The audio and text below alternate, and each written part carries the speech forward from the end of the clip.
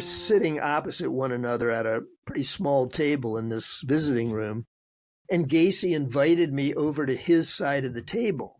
And I remember thinking, I don't want to go over to that side of the table. That would be a ridiculous thing to do. But I didn't want to communicate my fear to Gacy. So I did it. I positioned my legs so that if I needed to, I could move very quickly, like to the side away from Gacy. But I know now, looking back, even though his hands were cuffed, it would not have been a difficult thing to put those over my head and squeeze my neck. In today's new episode of Crawlspace, we speak with a new friend, forensic psychologist and Dr. Jeffrey Smalldon.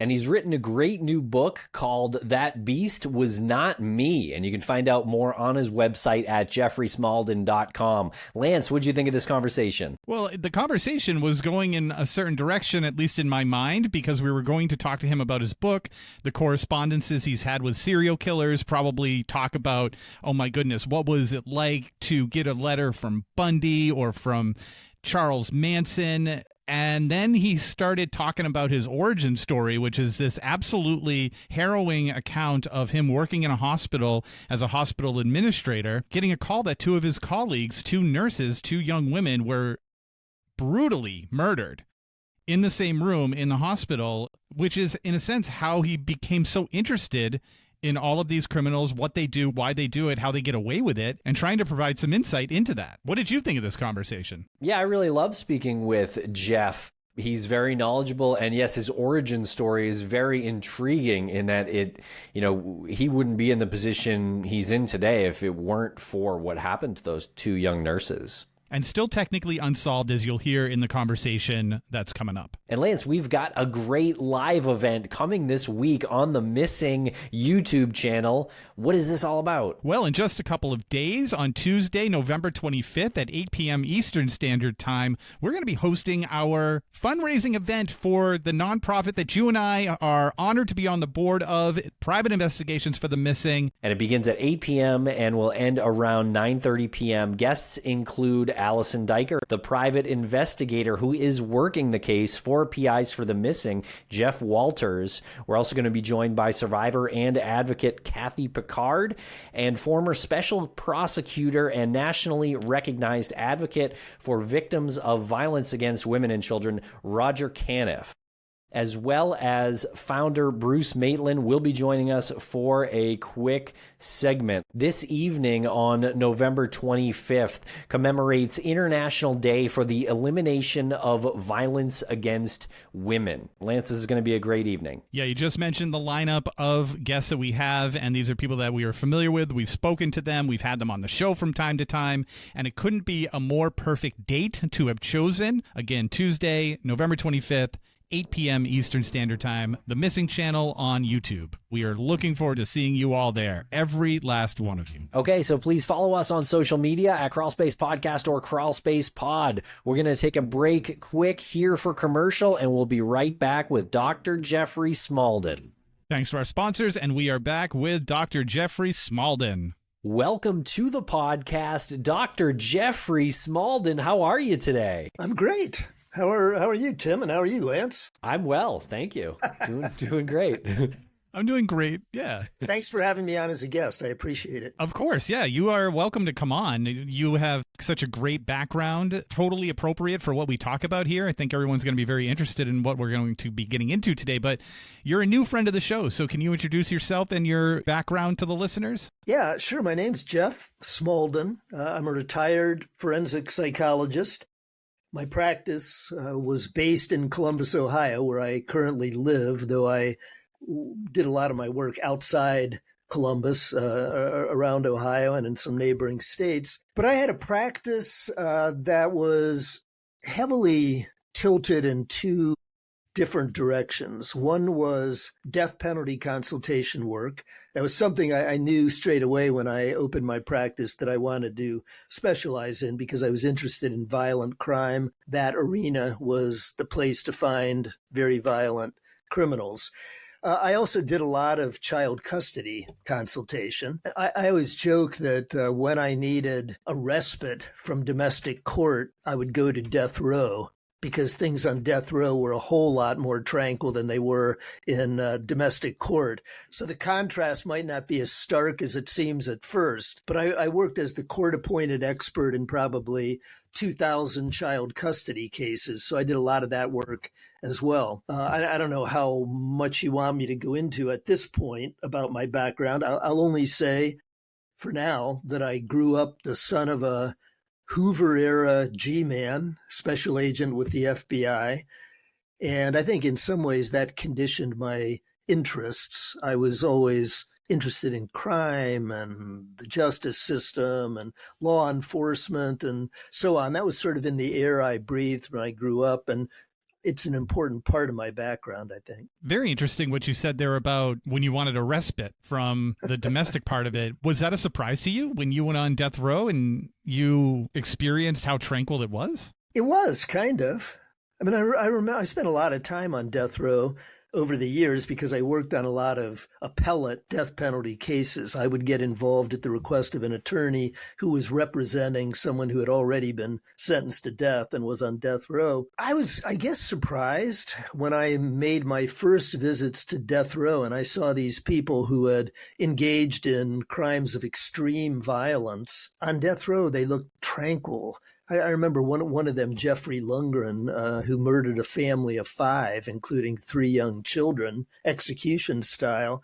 And I watched him shuffling around on death row, just waiting for the next order from one of the guards presiding over death row. And this guy who had seemed control obsessed during his life as a criminal suddenly seemed almost subservient in the environment on death row. So that was kind of a surprise to me. I think a lot of people would imagine, these very violent, hostile people raging on death row. And that wasn't my experience at all.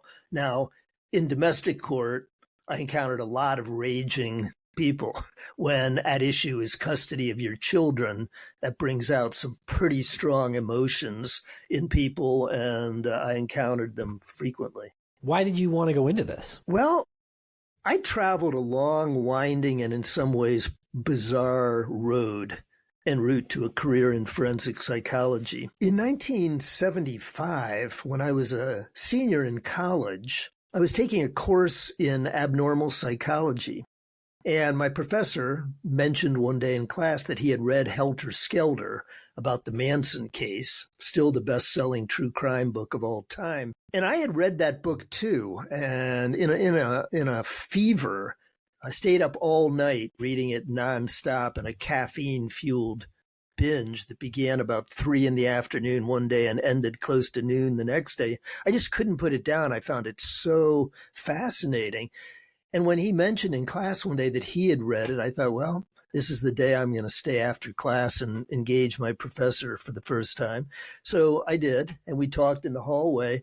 And as part of that conversation, I said, it's funny you read that account, and some of those people who fell in behind Manson and moved in his orbit and seemed willing to do just about anything at his behest came from middle-class backgrounds, not unlike my own.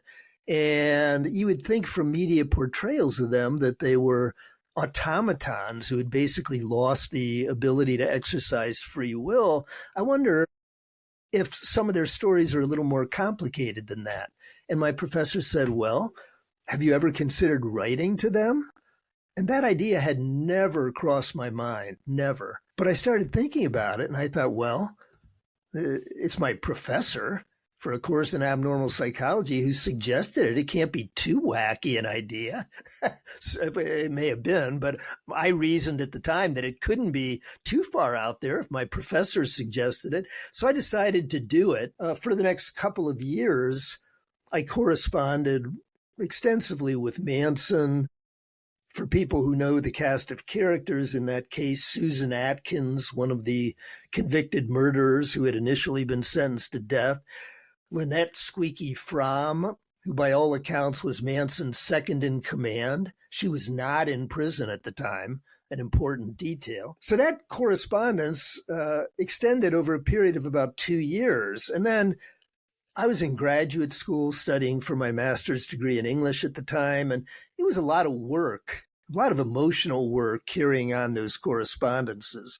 And I was too busy. I was a teaching associate and too busy with school. So I kind of let those correspondences peter out after about 2 years. And I thought that was a very interesting chapter in my life, but it was now in the rearview mirror. And I returned to my undergraduate school, taught for a year in the English department, got a grant to study modern Irish literature at Trinity College in Dublin for a year. And I thought I was well on my way to what then was my goal, becoming an English professor, getting my PhD in English. And gradually it dawned on me that I probably wouldn't do that well in academia. At least at that time, publish or perish was the prevailing attitude in academia. And I thought, I don't really want to put myself in that kind of pressure cooker environment where I'd feel as though I needed to prove myself intellectually over and over again. So when I came back from Ireland, I literally had no idea what to do with the rest of my life. And I asked my mom, who was a nurse, any ideas? She was a nurse at the local hospital, and she said, have you ever thought of hospital administration? And I said, what's hospital administration? I'd never even heard of it. No clue what it was. I'd never taken a single business class in my life. She said, well, there are a couple of good-looking young men at the hospital where I work. I have no idea what they do, but they're always friendly when I see them in the hallway. Why don't you go down and talk to one of them? So I did, and he seemed like a nice guy. And he said, well, I did my master's at George Washington. Why don't you do your master's there and then come back and work for me? And I thought, hallelujah, that almost sounds like a job offer, and I've got nothing else going on. So I applied to one school and one school only, George Washington. And by some fluke, they admitted me and gave me pretty much a full financial package. I can only reason, looking back, that they viewed me as some sort of bizarre sleeper candidate, or couldn't possibly have passed the screen. But I was admitted. Yeah, I often say when I talk about my weird career pathway, I think a lot of people have had experiences just like this one, where you make a decision at some point in your life that seems very underdetermined. You know, it's like, why did I make that decision? Why did I do that? Why did I choose that option instead of all the other ones? And it changes everything that comes later. And it's, just one of those weird life events. And that's what happened to me. The second half of that degree, we were all assigned to do 1-year administrative residencies at hospitals somewhere throughout the country.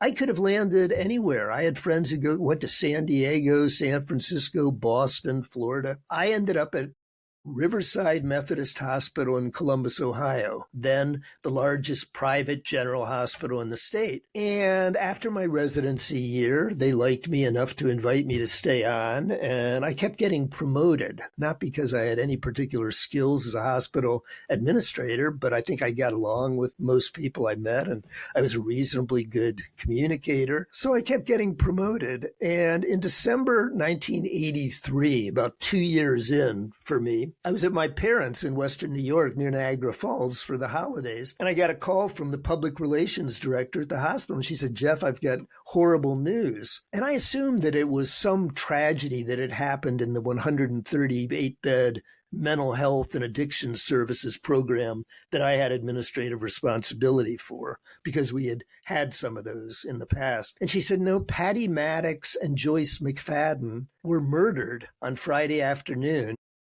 between 4:30 and 5 in the afternoon in the medical research lab, which I had a responsibility for, and which was located just around the corner from the hospital's main corridor. And the police haven't arrested anyone. They have no suspects at this point. No one reports having seen anyone suspicious or unusual enter or leave the research lab. There was a single door that served as both entrance and exit, right down the hallway from the radiology waiting area. Nobody saw anything. And I thought, what? Like, literally no news could have shocked me more than the news that Joyce and Patty, who I knew, had been murdered.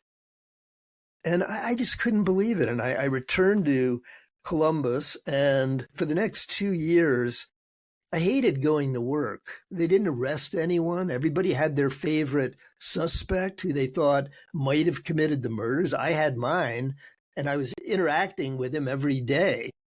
Turned out I was wrong, but the person who I thought was the most likely candidate as the killer, I was interacting with every day. He was the director of that research lab, and he was the first one who happened on the crime scene. He was off that week, but he came in to check his phone messages and his mail and saw Joyce laying on the floor and ran out seeking help. But yeah, he would come to my office and weep over the loss of these two coworkers in this tiny research lab. And I'm sitting there, of course, not saying any of this, but my internal dialogue was, I think there's a very good chance that you killed Joyce and Patty. So it was very stressful. And I eventually decided, well, this hospital administration gig was a good experiment for me, but I was never made out for it. There isn't a bone in my body that's meant to be a businessman. So I'm going to enroll at Ohio State and begin work toward my PhD, with the goal of eventually becoming a forensic psychologist and getting a close vantage point from which to study the minds and motivations of killers like the monster who killed my two coworkers. And that's how I ended up as a forensic psychologist. Strange story. Wow. Yeah, it's really pretty amazing, though. When I was at the hospital and these murders took place, I was like, what is going on here? There was the Manson chapter, but that was about a decade ago. And I end up at this hospital in Columbus, Ohio, and two of my coworkers are murdered. It's like murder is following me around. I might as well embrace it. And that's what I did. Yeah, I mean, it's kind of an origin story that you have. I know you said that it's sort of a bizarre path that you took to your current career, but that's like such an amazing origin story. How were they murdered? Well, they were brutally stabbed. It was the opposite in terms of what the crime scene looked like of an execution-style murder. It wasn't a case where someone came in with a silencer on a gun and just executed the two women. They were both stabbed like 20, 25 times. There was no sign of a struggle, which was one interesting part. One of the women was placed in a walk-in cold freezer that was used to store tissue samples. The other woman was described as hog-tied with her legs like hoisted over a table surface, I guess. Weirdly enough, when that medical research lab director came upon the crime scene and went running out into the hallway screaming for help, the first person who responded was the director of the hospital's family practice program, someone I knew pretty well. And he had gone in and checked a pulse, pronounced the first woman dead, and then yelled, "Call the police." And the police arrived soon thereafter. But recently, and I'm talking like within the last 2 months, that doctor contacted me. He had read my book and said, "Would you be interested if I wrote down my memories of that day?" And I said, yeah, obviously I would be very interested. And one of the things he said that, I wasn't a forensic psychologist at the time. I was the administrator responsible for that lab, but I wasn't a forensic psychologist. I wasn't afforded access to the crime scene while it was being processed by the police, or I wasn't provided access with crime scene photos. So I didn't have a lot of detail about that. But this doctor said when I went in there, the first thing I noticed was that there didn't appear to be signs of a struggle. And when I found Joyce, she was on the floor with like 20 stab wounds in her upper body, shoulder, neck area. And the first thing I thought was, two people had to have been involved in this crime. Somebody would have had to hold her from the back because absent signs of a struggle, one person couldn't have inflicted all those wounds to the front of her body. Somebody had to have been controlling her while that was done. And I thought, well, that's a very interesting observation, particularly in light of how that case turned out. It's another whole story, but interesting that he thought right away there had to have been more than one person. I'm curious, how did the case turn out? See, how was that for a hook? It's a good hook. Well done. Well, as it turned out, the police didn't arrest anyone for months. And then in the spring of 1986, 2.5 years after the murders, I pick up my paper, still actually read a physical paper in those days, and I picked it up off the front porch, and the headlines in the paper screamed, "Worst shootout in FBI history." Outside Miami, 2 agents killed, 5 wounded, 2 suspects killed in this big firefight. And my dad was still in the FBI at the time. Actually, he had just retired when that happened. But I started reading the article, and about halfway down the first column, it said the 2 suspects who were killed in the shootout with authorities were Michael J. Platt and William Matix, formerly of Columbus, Ohio.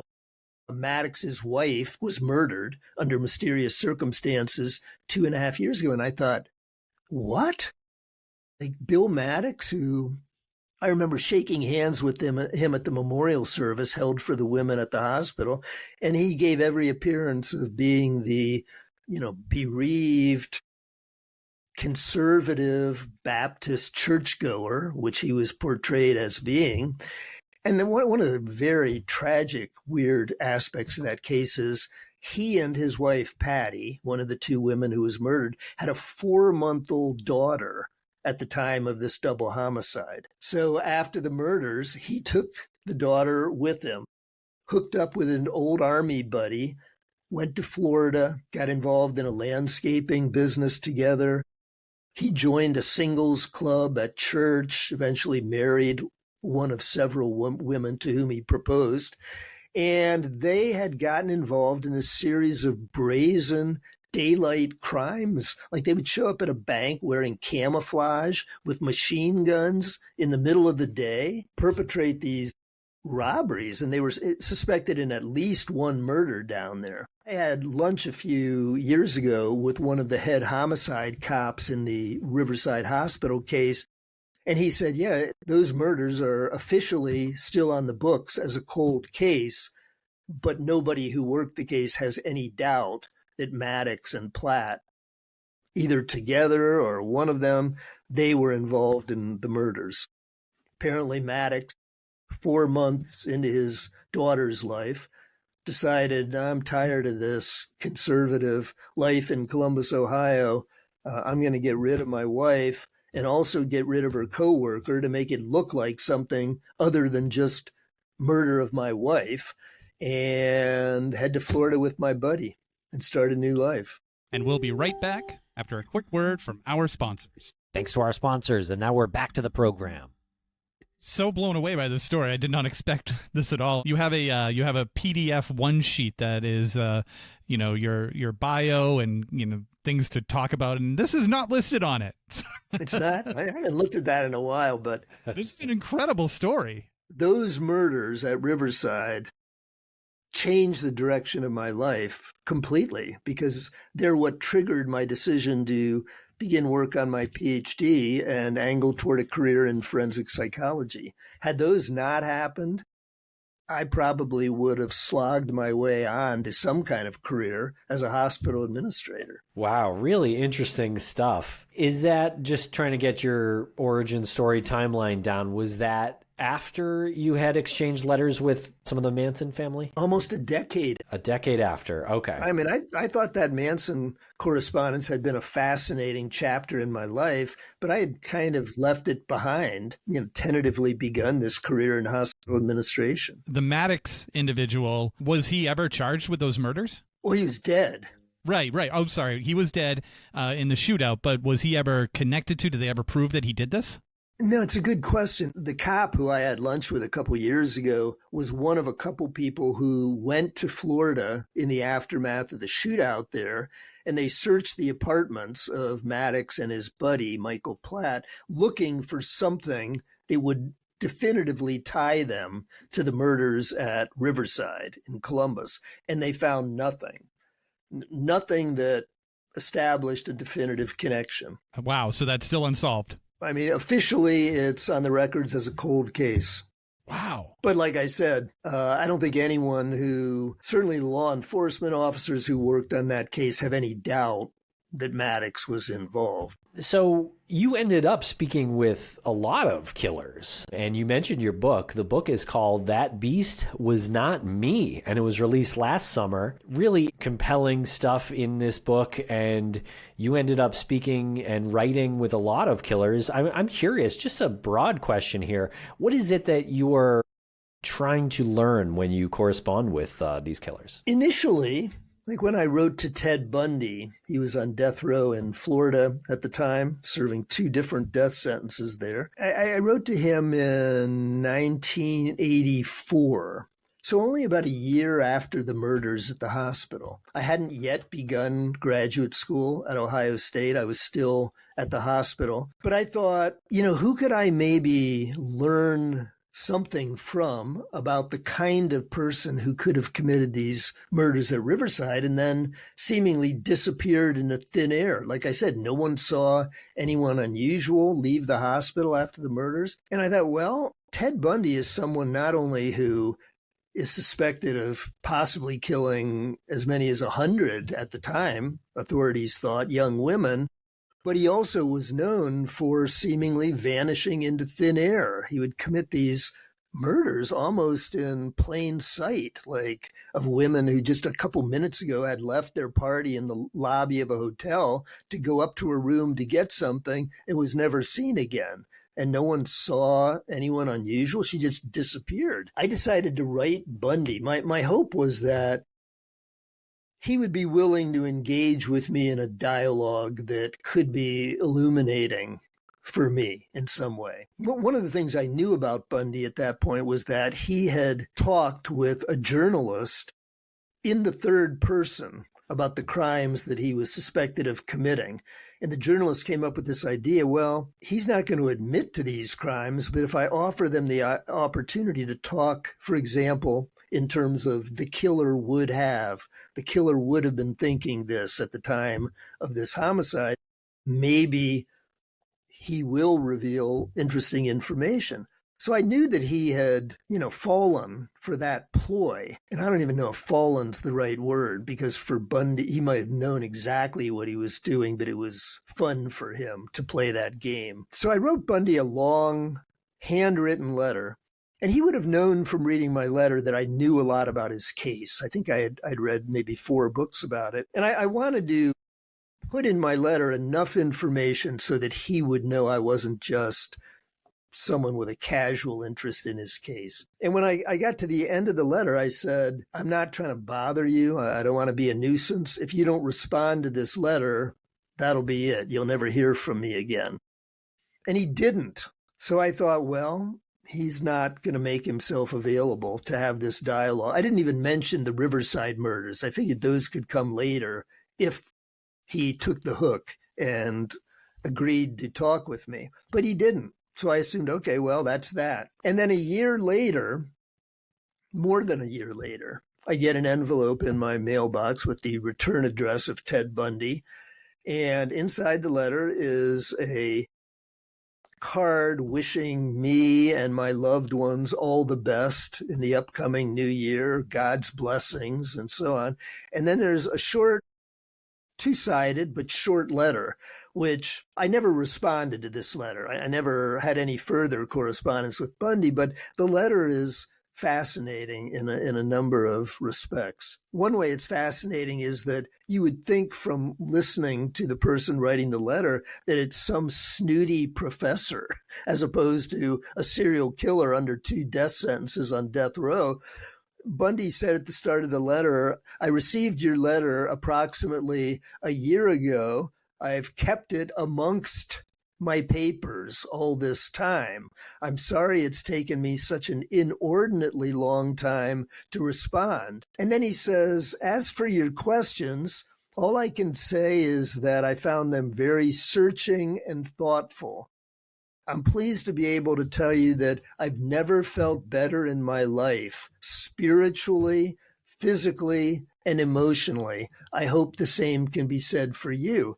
And then this is the good part. This guy, whose signature characteristic was the unbelievable distances that he would travel in search of his victims. It's one of the things that made it difficult for the authorities to tie all these crimes together for a while. He killed women in Washington, Oregon, Utah, Colorado, eventually Florida. So he ends his letter this way: "Take care, watch yourself, travel light. Peace, Ted." What? And I remember, Travel that was my response, Lance. The hairs on the back of my neck sort of stood up. I went back and read it again, and I thought, what in the world is that supposed to mean? I mean, it could be read two ways. On one hand, it's Bundy's recipe for how to avoid capture if you're someone like me. Always be watchful, be mobile, ready to move at a moment's notice, travel light, be vigilant. But it could also be read as a set of instructions for how to avoid falling victim to someone like me. Be vigilant, be aware of your surroundings, be ready to move quickly if you need to. I've often mentioned that letter over the years and found it a fascinating lesson. I came to understand that that's the serial killer's tease. They're so stimulated by the game of cat and mouse. They love sort of dropping breadcrumbs and playing with the people who seem so interested in being able to inventory the contents of their mind. And they think they're smarter than everyone else. I imagine Bundy on the other end of that letter smiling to himself and thinking, aren't I clever? And I took it as a weird form of flattery because I knew that he knew I would get the joke. I encountered that same tease many times in the future. So anyway, that was the end of the brief but interesting Bundy chapter. And after that, I got into my graduate studies at Ohio State, and I started thinking again, well, who else might be able to help me in this search for information that might allow me some insight into the person who had killed my coworkers at the hospital. Tim, you asked, what was I hoping to accomplish? I was still in that frame of mind. I'd like some insight into who could have killed my coworkers because still no one had been arrested. So in early 1986, I was into my second semester of grad school. I wrote John Wayne Gacy, who was on death row in Illinois, having been convicted of the torture murders of 33 boys and young men. That correspondence took off quickly. Gacy was prickly initially and said, you don't know a thing about me from reading those books about my case. That's all fantasy and speculation and hypotheses. You don't know a thing about me, but you can write me back. So I did. And that's how a correspondence that lasted 3 calendar years got underway, with Gacy and I, on average, exchanging letters about every 2 weeks. So a long period of correspondence. And after about a little less than a year of writing to one another and occasionally talking on the phone, Gacy said, why don't you come out here and visit me? It was a 450-mile drive from Columbus, so it wasn't an easy decision for me. But I thought, that'll be interesting. I would like to talk with Gacy in person. And one of the things I point out in my book that, readers have been hearing me talk about Manson and Bundy and now Gacy. And it sounds like maybe I'm someone who's had a lot of experience with killers, but I really hadn't. When I went to see Gacy, I had never before been in the same room with someone known to have committed murder, even one murder, let alone 33. So I was very green and pretty naive in some respects, but that was the first of 2 trips to Illinois to see Gacy, 2 days each time. I ended up spending about 20 hours with him over the 4 days when I was there meeting with him. So that was very interesting for me in many ways. And then when I finished my PhD in 1989, that began my career, during which I, as I said, worked on close to 300 death penalty cases, including a couple of serial murder cases, a number of mass murder and spree cases. So I had lots of experience with killers, though names most people wouldn't recognize. Extensive experience with other killers. And a thank you to our sponsors. Back to the program. Do you mind painting the picture of what it was like going into the prison and sitting down with Gacy? Was it through the glass or was it across the table? Where does your adrenaline go at this point? Are you trying to like play it cool so he's not playing into your nerves? All good questions, Lance. I'll try to paint that picture as best I can. I was nervous first time I got there. I had signed in at the front desk as Gacy's friend because he had said, whatever you do, don't sign in as a psychologist, which I couldn't have because I wasn't one yet. Or God forbid, don't sign in as a journalist because they'll never let you in. If they think you're a psychologist or a journalist, sign in as my friend. So I said, okay. So that's what I did. At that point, I had been in very few maximum security settings, maybe one, possibly two. Over the years, that became a very familiar environment to me, but it wasn't then. So I was kind of surprised that I passed through so many checkpoints and waiting areas and locked gates. There were many of those. And then finally, the guard who was escorting me took me outside and we walked up a hill to this building that stood alone. And he said, that's where our condemned unit is.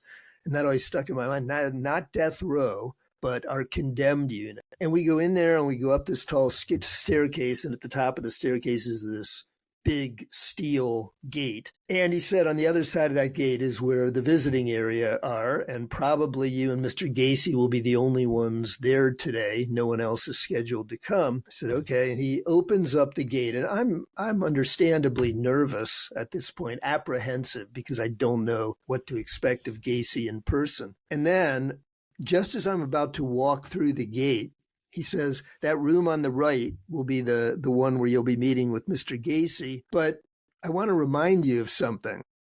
I said, okay. He says, you've traveled a long ways to come here, and I know that, and I'm sure you know why Mr. Gacy is on our condemned unit. I just want you to know before you go through this gate to meet with Mr. Gacy that should anything go awry while you're with him, or God forbid, should a hostage situation develop, you'll be on your own.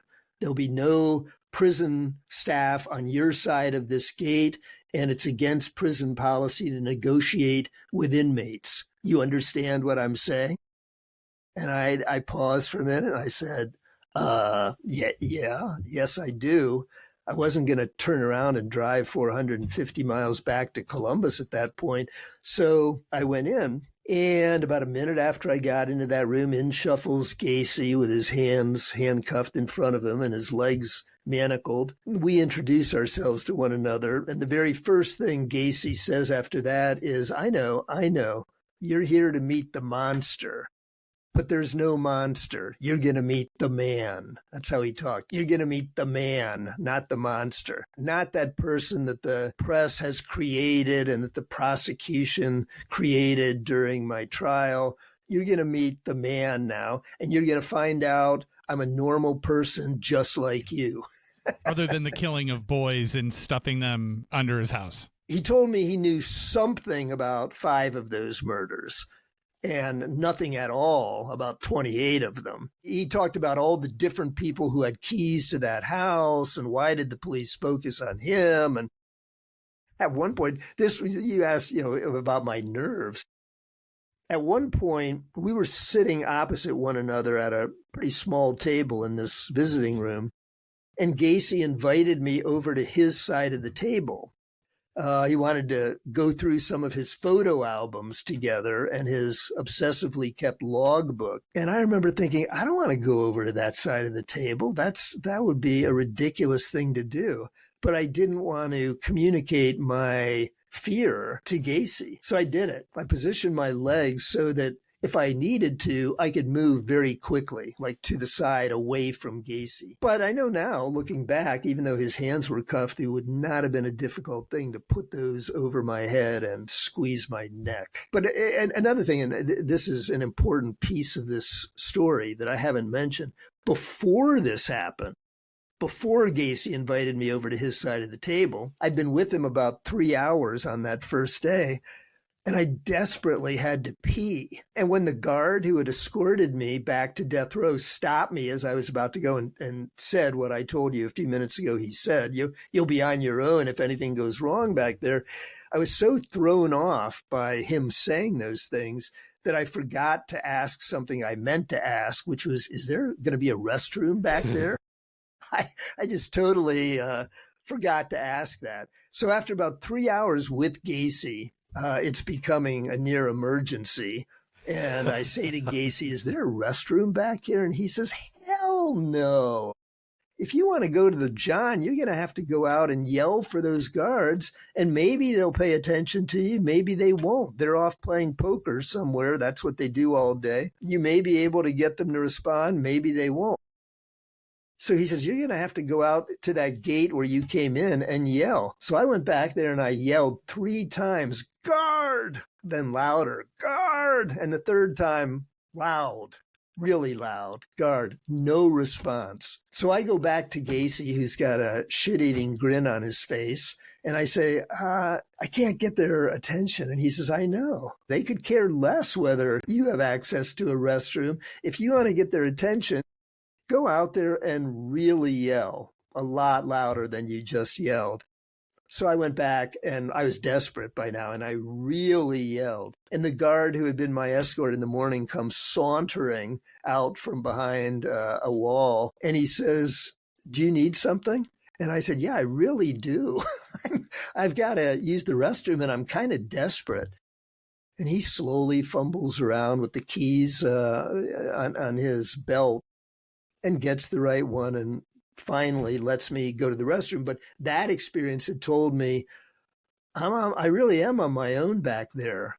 Like, not only are there no guards with me, I can't even get their attention if I need to. So by the time Gacy invited me over to his side of the table, I knew if anything goes wrong here, I'm not going to be able to yell guard and get somebody to come and help me. That's incredible that you were just able to leave the interview room twice and just come right back in, and there were no guards that were chaperoning you? No, not at all. The guard had told me in the morning, hopefully things are dramatically different now from what they were in 1986, but the guard had told me there'll be a video camera on the wall of the room where you and Gacy will be meeting. And there was, but as far as I could tell, nobody was monitoring it. No one's watching it on the other side. That doesn't do any good. There was no reason to believe anyone was watching it. Yeah, the only thing that's good for is to record your death. Pretty much so. I mean, looking back, yeah. What made you write the book? And is that story included in there? Sort of. Yeah, but I'd probably say more about that in the afterword at the end of the book than the beginning. Had been thinking for years about possibly writing a book because I realized I had a lot of uncommon experiences. If I could use whatever talents I had as a writer, maybe I'd be able to put in a form that would interest readers. And initially, the book was going to have a broader focus than just my experiences with murders. I had a long-standing fascination with all kinds of outliers, outsiders in society, like sideshow performers, people who participated in the snake handling culture in Appalachia, a long-standing fascination of mine. So it wasn't just killers. I had in mind maybe writing a book with a broader focus, but then I realized I had too much material, and I had plenty of material dealing with killers to make up a book. So I narrowed my focus, and I'll say the subtitle in a minute, Tim, but you mentioned before that the title of the book was That Beast Was Not Me. And that is a quote from the first proper letter that Charles Manson ever wrote me back in 1975. He was protesting against the media's depiction of him as the embodiment of pure evil, this monster, beast, as he put it. And what he said specifically in his letter was that beast was not me, but it's what everyone needs me to be, so they make me up to be a reflection of their fears, lies, and bullshit. Now, I remember thinking at the time, well, that's soaked with irony. You, who every time a camera has been pointed in your direction enacts the role of monster, yet you don't want to be perceived as a monster. But I later came to realize that most of these repeat killers resist the attempts by anyone to put them in a box or a diagnosis or explain who they are and how they think. They're too narcissistic to submit to other people's definitions of who they are. Thus, Manson, that beast was not me. And Gacy, you're going to find out I'm a normal person, just like you, resisting the depiction of them as, outliers or somehow anomalous among other people. But the subtitle of the book I ended up writing is One Forensic Psychologist, 5 Decades of Conversations with Killers. And that became the book's focus. And overall, you have, I don't know, scratched that itch? Or is it still there? Are you still corresponding and do you have plans? I'm not still corresponding. I do have plans, but plans of the most tentative kind. The jury's yet out as to my finding the motivation and, I guess, finding the ability to turn my plans into a tangible project. I have in mind possibly writing a second book and including some of the things that initially I thought I might write about in the first one, some of the unusual or uncommon experiences I've had. And I named a couple of them, but there are others as well. Well, very cool, Dr. Smalldon. Thank you so much for joining us here today. This was a really great conversation, really fascinating story of your life, and really great book. So thanks for joining us. We really appreciate it. I appreciate you having me on as your guest. We were sitting opposite one another at a pretty small table in this visiting room, and Gacy invited me over to his side of the table. And I remember thinking, I don't want to go over to that side of the table. That would be a ridiculous thing to do. But I didn't want to communicate my fear to Gacy. So I did it. I positioned my legs so that if I needed to, I could move very quickly, like to the side away from Gacy. But I know now, looking back, even though his hands were cuffed, it would not have been a difficult thing to put those over my head and squeeze my neck.